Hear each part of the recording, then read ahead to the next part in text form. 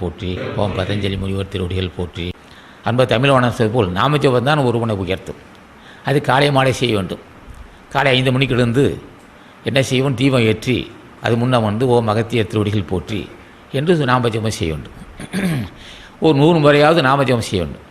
கேட்க வேண்டும், என்னை நான் உணர வேண்டும், என்னை உணர்ந்து என்னை நான் பக்குவப்படுத்தி கொள்ள வேண்டும், என் குணைக்கடி அறிந்தும் நீக்கிக் கொள்ளவும் நீ அருள் செய்ய வேண்டும் கேட்க வேண்டும்.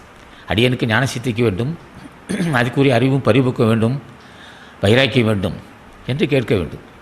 எதை கேட்கிறானோ அதைதான் அவர்கள் செய்வார்கள். கேட்க சொல்லுவது தான் நமது சங்கம்.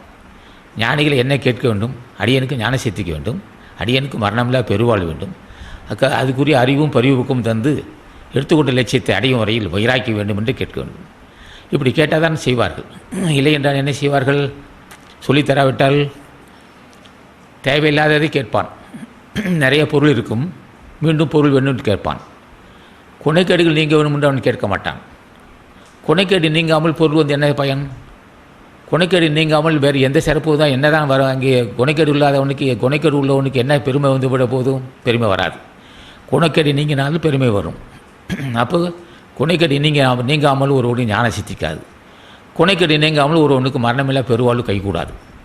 அப்போ குணைக்கேடு தான் பிறவிக்கு காரணமாக இருக்கும். பேராசை பிறவி காரணம், பொறாமை பிறவி காரணம், கொடிய கோபம் பிறவி காரணம், பிறர் மனம் புண்பட பேசுகின்ற எண்ணம், பிறர் மனம் புண்பட பேசுவதால் பேசுவதால் பாவம் வரும். ஆகவே இது பிறவி காரணமாகும்.